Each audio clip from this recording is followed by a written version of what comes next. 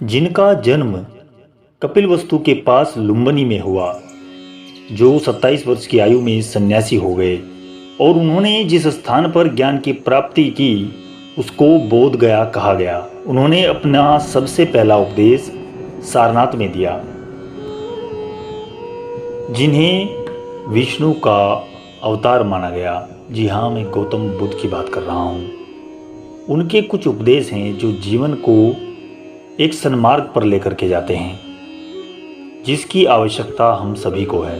आइए जानते हैं उनके कुछ प्रेरक वचन, कुछ उपदेश।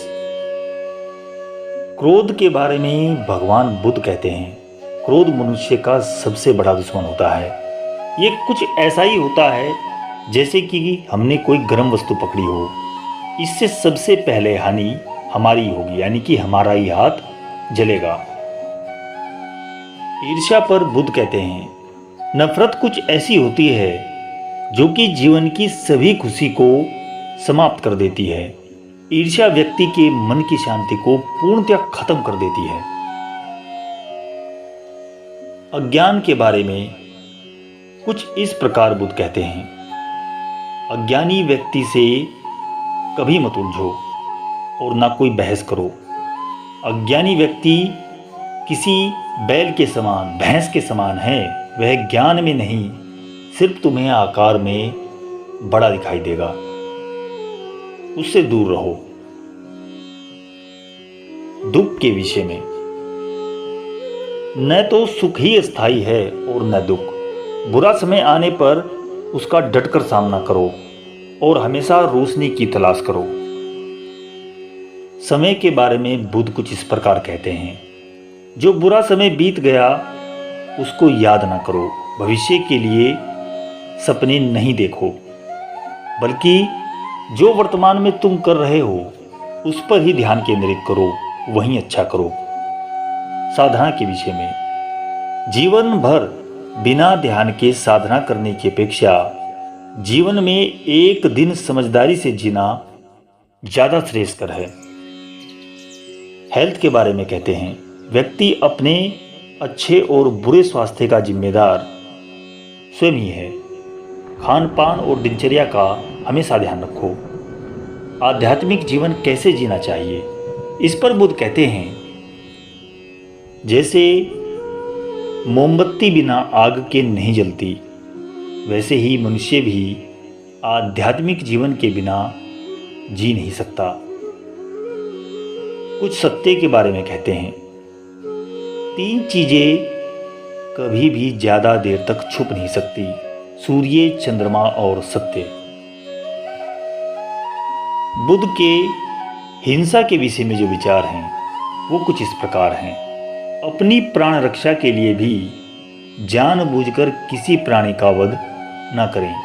जहां मन हिंसा से मुड़ता है वहां दुख अवश्य ही शांत होता है। जीवन का उद्देश्य किस प्रकार अच्छा रख सकते हैं, इस पर बुद्ध कहते हैं, जीवन में किसी उद्देश्य या लक्ष्य तक पहुंचने से ज्यादा महत्वपूर्ण है उस यात्रा को अच्छे से समाप्त करना, संपन्न करना। प्रेम के मार्ग को बुद्ध हमेशा ही अपनाने के लिए कहते हैं, क्योंकि बुराई से बुराई कभी भी समाप्त नहीं होती। घृणा को तो केवल प्रेम द्वारा ही समाप्त किया जा सकता है, यह एक अटूट सत्य है। स्वयं जैसा दूसरों को समझना चाहिए। जैसा मैं हूं वैसे ही दूसरे हैं और जैसे वे हैं वैसा ही मैं हूं। इस प्रकार सबको अपने जैसा समझकर न किसी को मारें और न ही मारने के लिए किसी को भी प्रेरित करें। स्वयं पर विजय कैसे प्राप्त कर सकते हैं, इस पर बुद्ध कहते हैं, जीवन में हजारों जंग लड़ी जाती हैं,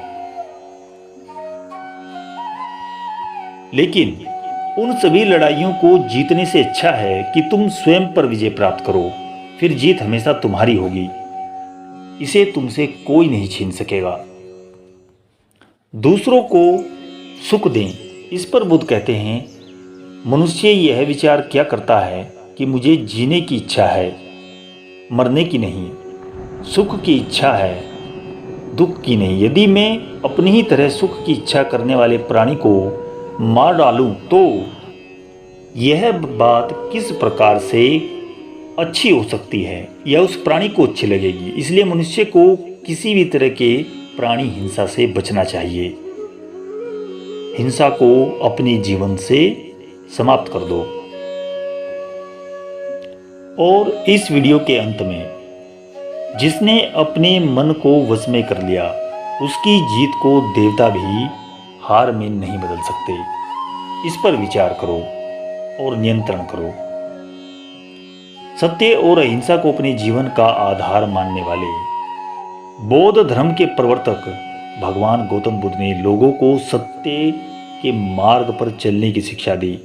महात्मा बुद्ध का उपदेश मानव जाति के हित में रहा है और अपना पहला उपदेश सारनाथ में दिया, जैसा कि मैंने वीडियो के प्रारंभ में ही बताया।